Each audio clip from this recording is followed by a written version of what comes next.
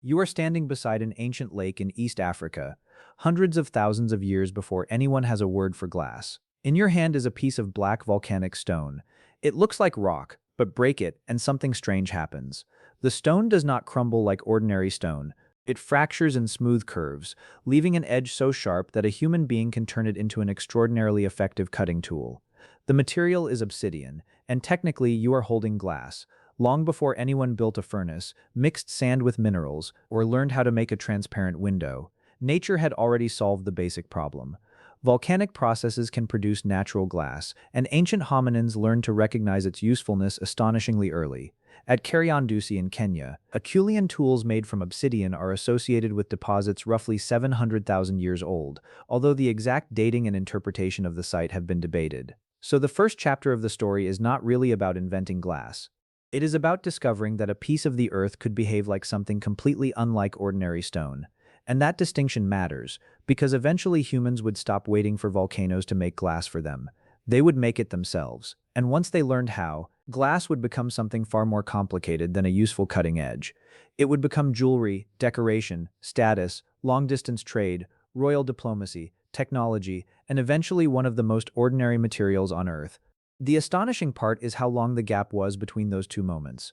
For hundreds of thousands of years, humans could encounter natural glass without knowing how to manufacture it. That tells us something important about invention. Seeing a strange material is not the same as understanding how to reproduce it. Imagine finding a metal object when you have never seen a furnace, or discovering electricity without knowing what a circuit is. You can recognize what the thing does long before you understand what the thing is. Obsidian presented early humans with a perfect version of this problem. It was hard enough to be useful, but when struck correctly, it produced incredibly sharp edges. It could be shaped into cutting tools and hand axes, and in some regions people transported the material away from its volcanic sources. Archaeological evidence from East Africa shows that obsidian was being deliberately exploited as a tool material deep into the early Stone Age. But nobody needed to invent glass to exploit obsidian. Nature had done the chemistry. A volcanic melt rich in silica can become glass when conditions prevent the atoms from arranging themselves into the orderly crystal structures found in most rocks. The familiar simplified explanation is that the molten material cools too quickly for crystals to grow. That remains broadly useful, but modern research has complicated the picture. A 2026 study argues that dense obsidian can require comparatively slow cooling under certain conditions, because bubbles inside the magma need time to disappear before the material fully solidifies. That is a useful warning for our entire story. Glass looks simple. It is not. What appears to be a transparent, smooth material is actually the result of a delicate competition between chemistry, heat, time, and structure. And eventually, humans learned to control that competition. But they did not begin by trying to make windows. The earliest deliberately produced glass appears thousands of years later, during the Bronze Age, with evidence for glass production emerging in Mesopotamia and Egypt during the 2nd millennium BC. Deliberately produced glass appears in Egypt around the middle of the 2nd millennium BC, while evidence suggests experimentation and production in Mesopotamia may have begun earlier. And this is where the story takes its first major turn. Because if you imagine the first glassmaker as someone accidentally melting a pile of sand in a fire, you are probably imagining the wrong process. Glass is not simply sand that got really hot. That idea is convenient, but incomplete. To make useful glass, ancient craftsmen needed the right raw materials, the right proportions, sufficient heat, and a way to control the mixture as it transformed. Silica provides the structural backbone, but other substances can lower the melting temperature and alter the final material. Colorants can transform otherwise ordinary glass into deep blue, green, yellow, red, or other striking shades. In other words, making glass was less like cooking one ingredient and more like assembling a chemical recipe without having modern chemistry to tell you why the recipe worked. And once people discovered a workable recipe, the material could do something that stone could not. It could imitate precious things, it could shine like a gemstone, it could be colored deliberately, and, with sufficient skill, it could be shaped into objects that looked as though they had somehow been made from frozen light. That made glass valuable for a very practical reason. It was beautiful, but beauty alone does not explain what happened next. Glass became expensive. In the late Bronze Age, glass was a high-status material associated with royal courts and elite exchange. Archaeological and textual evidence shows that it participated in diplomatic gift-giving, tribute, and international trade. Egyptian rulers even sought supplies of glass from foreign territories because domestic production could not always satisfy demand. Think about that for a moment. Today, glass is so common that we throw bottles into recycling bins without a second thought. Around 3,400 years ago, rulers could care deeply about obtaining it. And this is where the material begins to tell us something about power. A king did not need another piece of ordinary stone. He wanted a rare material that required specialized knowledge, controlled ingredients, skilled labor, and access to long-distance trade. Glass had become information disguised as an object. Whoever possessed it was not merely holding something beautiful. They were holding evidence that someone knew how to make something other people could not easily reproduce. That is why the Amarna letters are so revealing. During the reigns of Amenhotep III and Akhenaten in the 14th century BC, diplomatic correspondence recorded requests for glass arriving in Egypt from other parts of the Near East. The letters show that glass mattered enough to attract royal attention and that imported supplies remained important even though glass was being worked and produced at Amarna itself. This is not the world of a material nobody understands. This is a world in which glass has already become part of international politics. And then archaeology gives us something even better than a letter. It gives us a workshop. Travel to ancient Amarna, the city founded by Akhenaten in Egypt around 1350 BC. The city is gone. Its houses are broken. The original roofs have disappeared. The people who worked there are gone by more than 3,000 years. But underground, their mistakes survived. Fragments survived. Waste survived. Tools survived. And, most importantly, pieces of unfinished glass survived. At Amarna, excavations have uncovered glass rods, raw glass fragments, crucibles, beads, ingots, vessels, and other industrial debris. One workshop complex, M50, 14 to 16, has produced evidence for glass and faience working, including glass ingots and cylindrical vessels interpreted as ingot molds. This is the kind of archaeological discovery that changes a story because it shows not just the finished product, but the process. A finished blue bead tells you that somebody made a blue bead. A broken rod beside a furnace tells you something much more interesting. It tells you how production actually happened. At Amarna, researchers found evidence suggesting that glass could arrive as larger blocks or ingots. Workers could then heat the material again, draw portions into rods or canes, and use those pieces to create elaborate objects or colorful decorations. And suddenly the ancient workshop begins to look less like a mysterious place where artisans somehow made glass and more like a specialized manufacturing system. Raw material came in, it was transformed. Colors were controlled, glass was reheated, shapes were produced, waste accumulated. Objects were finished, and valuable material was distributed. That sounds surprisingly modern, because the real breakthrough was not simply learning that glass could exist. It was learning how to turn glass into a repeatable process. That is the difference between an experiment and an industry. But even here, the archaeological record refuses to give us a neat story. Early excavators often imagined substantial furnaces and sophisticated factories. Later work has shown that some forms of glassworking may have required much simpler firing structures. Experimental archaeology at Amarna has demonstrated that small glass beads could potentially be worked using relatively simple fire pits and blowpipes, meaning that not every glassworker needed an enormous industrial furnace. That changes the picture again. The invention of glass was not necessarily one dramatic moment when a genius inventor stood beside a giant furnace and suddenly produced the first perfect vessel. It may have been much more ordinary. Small experiments, different raw materials, repeated failures. Someone noticing that one mixture worked better than another. Someone discovering that a certain color required a particular ingredient.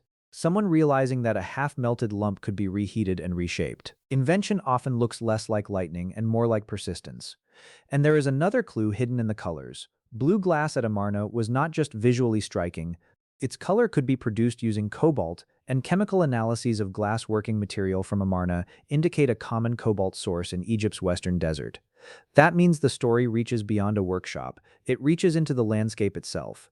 A blue object in a palace could therefore represent a chain stretching across the map, or extracted somewhere in the western desert, transport into the Nile Valley. Processing by specialists, transformation in a workshop, decoration of an elite object, and finally a piece of that material displayed as something luxurious. A color could become a supply chain, and the supply chain could become power. This helps explain why glass mattered so much to Bronze Age rulers. A beautiful object might look effortless. The manufacturing system behind it was anything but. Now consider the scale of the problem. Glass could be made, but production was difficult enough that Egypt still imported it. Chemical analyses have identified both Egyptian and Mesopotamian compositions among late Bronze Age glass objects, and some Amarna materials show signatures consistent with Mesopotamian production. Meanwhile, the Uluburun shipwreck, which sank off the coast of what is now Turkey in the late 14th century BC, carried a remarkable cargo that included around 175 glass ingots. That shipwreck is one of the most revealing pieces of evidence in the entire story.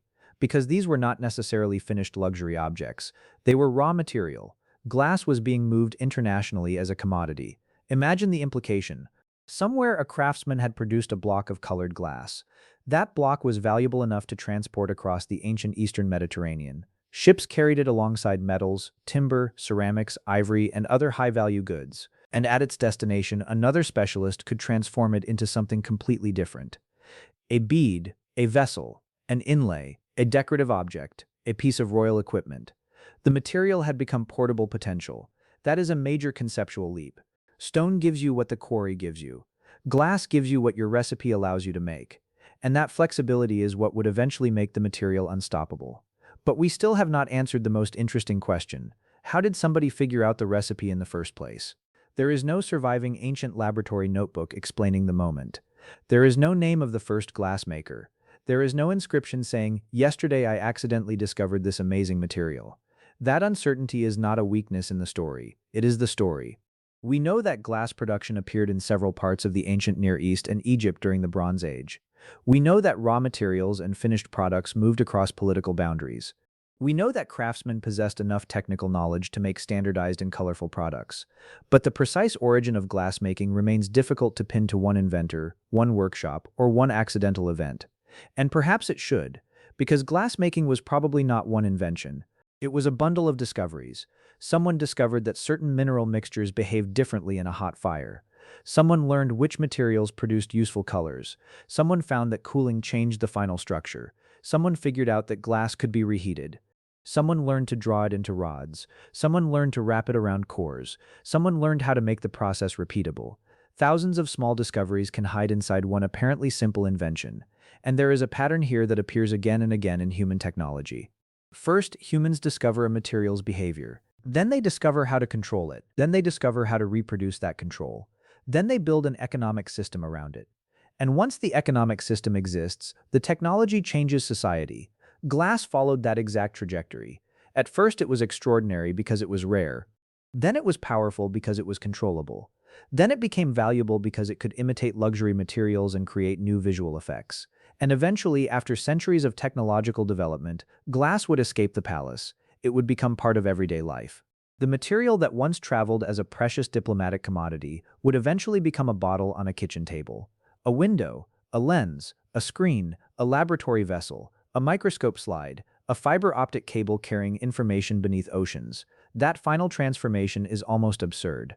The same basic category of material that once required Bronze Age specialists and international trade networks now surrounds us so completely that we barely notice it. But perhaps the most important step in that journey happened much earlier than Amarna. It happened when an early human looked at obsidian and recognized that this black volcanic stone was useful. There was no furnace, no chemistry textbook, no laboratory, just a sharp edge. That first relationship with natural glass may have lasted for hundreds of thousands of years before humans learned to manufacture something similar themselves. Archaeological evidence places deliberate glass production much later, during the Bronze Age, after a very long period in which humans simply exploited naturally occurring glass such as obsidian. And that changes what invention means. We often imagine inventions as moments.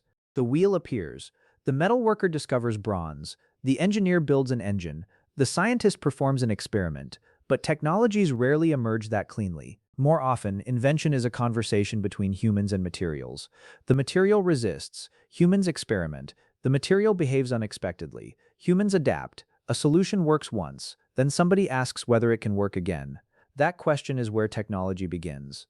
Glass is the perfect example because the material itself sits in an uncomfortable middle ground. It looks like a solid. It can behave like a liquid while being produced. It can be transparent. It can be opaque. It can imitate stone. It can hold color. It can form a razor-sharp edge. It can be fragile. It can survive for thousands of years. And it can move from being one of the most prestigious substances in the ancient world to something we absent-mindedly leave in a cupboard. The people at Amarna could not have known what their experiments would eventually lead to. They were not building optical fibers. They were not planning skyscraper windows. They were not imagining telescopes, camera lenses, laboratory equipment, or smartphones. They were solving much smaller problems. How do we make this color? How do we melt this? How do we shape it? How do we stop it cracking? How do we make enough? That is how civilization often advances. Not because someone sees the final destination, but because someone becomes very good at solving the next problem. And maybe that is why the story of glass begins with a piece of black stone. Because the history of this material is not really the story of transparency, it is the story of control. Nature made glass long before humans did. Volcanoes created it. Lightning can create natural glass. Meteorite impacts can create it. Humans simply learned to take the principles hidden inside those natural processes and turn them into a technology. At first we found glass, then we learned to recognize it, then we learned to reproduce it, then we learned to color it, then we learned to shape it, then we learned to trade it, and eventually we learned to make so much of it that its ancient rarity disappeared. So the next time you look through a window, hold a glass bottle, or stare through a camera lens, the object in front of you is doing something extraordinary. It is taking the chaos of melted minerals and giving it structure without becoming an ordinary crystal. It is the result of a relationship between fire, stone, chemistry, patience, and human curiosity that began long before anyone knew the word glass. And somewhere near an ancient lake in East Africa, long before palaces demanded blue ingots and craftsmen at Amarna reheated colored rods, a human being picked up a piece of volcanic glass and discovered something much simpler. It could cut. That was enough to begin. The rest took roughly everything humans had.